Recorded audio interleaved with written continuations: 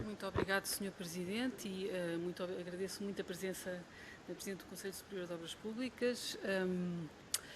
Sobre o vosso, portanto, o PSD pediu este requerimento porque ficámos com muitas dúvidas quando vimos o vosso parecer, que saiu em junho de 2020, sobre o Programa Nacional de Investimentos de 2030. Portanto, para relembrar a quem não sabe, obviamente, o Programa Nacional de Investimentos é um programa que inclui 21 mil milhões de euros em obras, e inclui todas as obras para cima de 75 milhões, e se este parecer já era absolutamente fundamental na altura, se era já muito importante tentar perceber o ponto de situação dos investimentos em obras públicas na altura, em junho de 2020, agora então torna-se absolutamente crucial.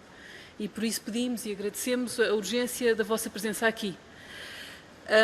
Porquê é que isto é tão importante para o PSD? Há aqui dois motivos. Primeiro, há a ideia que há uma gritante incapacidade de execução de obras. Elas são anunciadas todas as semanas, mas não vão para o terreno. Não saem dos jornais, não aparecem na realidade, não são executadas. Há uma boa intenção, há uma boa vontade, mas na verdade não há capacidade de execução. Isto já era um problema identificado por várias entidades, mas é uma das razões que nós todos como país temos que tentar perceber porquê, qual é que é o problema, para conseguirmos como país ultrapassar isto e conseguir de facto fazer obras e não ficar apenas pelos anúncios dos jornais. Primeiro motivo. Segundo motivo pelo qual precisamos que vocês venham cá. Já viu e percebeu, e estamos todos preocupados, que muitos dos milhões que vêm dos fundos europeus para a recuperação económica são precisamente para as obras públicas e precisamente para obras do Programa Nacional de Investimentos 2030. Portanto, uma parte daqueles primeiros 15 mil milhões, portanto, estamos a falar num total de 58 mil milhões, mas uma parte dos primeiros 15 mil milhões, pelo menos 3 mil milhões, é obras públicas. Portanto, tornou-se ainda mais preocupante porque é que não se conseguem executar as obras públicas, até porque neste momento, aquelas que nós não conseguimos executar, vamos ter que devolver o dinheiro.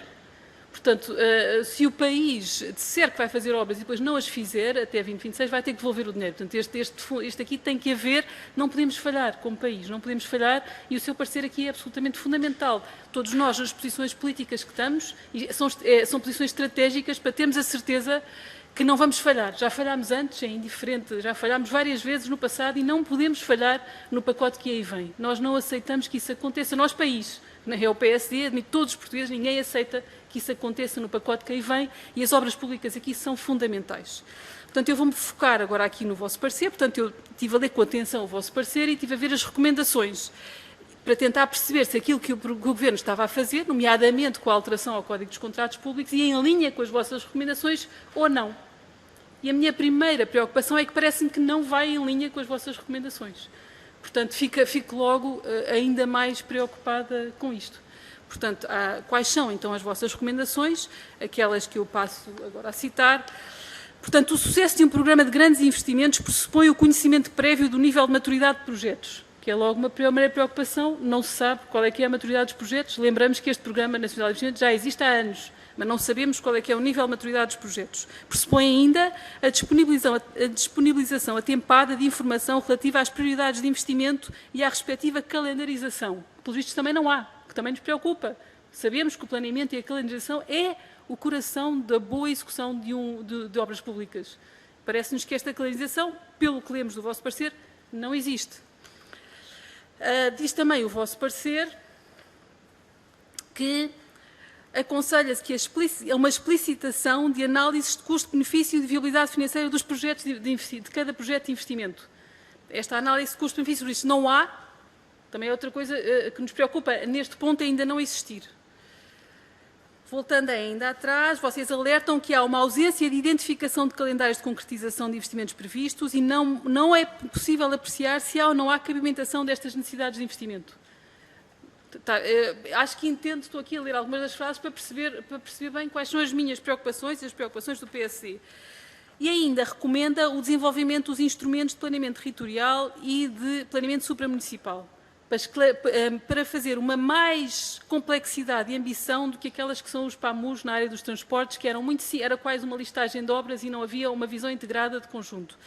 Portanto, tentando simplificar, agora ponto a ponto, como é que isto se compara com o que é que o Governo fez, ouvindo este parecer em junho, o que é que fez e o que é que propõe para alterar o Código dos Contratos Públicos.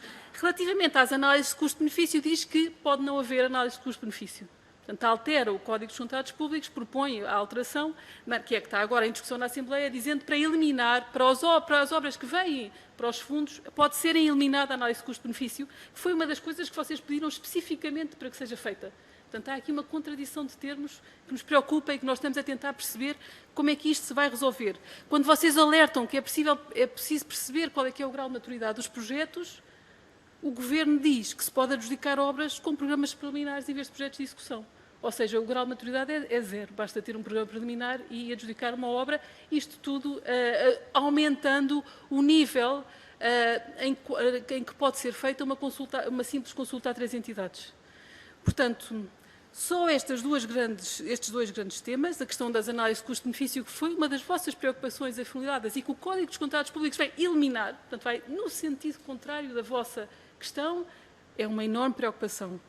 Segunda enorme preocupação, vocês dizem, alertamos para o nível de maturidade, porque se calhar as prioridades devem ter a ver com o nível de maturidade dos projetos e o que é que se faz no Código dos Contratos Públicos. Elimina-se, põe-se o nível de maturidade no zero, porque adjudicar com programa preliminar, a senhora engenheira saberá melhor do que eu, que o grau de maturidade relativamente a um projeto de execução é zero. Portanto, é quase uma intenção, ou por oposição, aquilo que é um projeto de execução, que é um projeto acabado, concluído, com medições de orçamentos e que a pessoa pode capazmente fazer uma calendarização e uma execução da obra.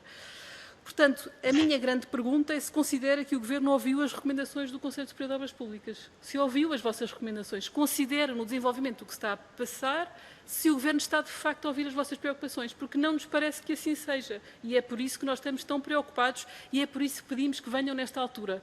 Mais uma vez relembro que, de facto, é fundamental que cada agente político esteja no seu sítio a ter a certeza que isto não vai falhar, isto não pode falhar. E, portanto, o Conselho Superior das Obras Públicas é uma entidade absolutamente fundamental, reúne técnicos de todas as áreas, tem uma visão multidisciplinar e nós queremos ter a certeza que está a contribuir, como todos nós, para aquilo que é.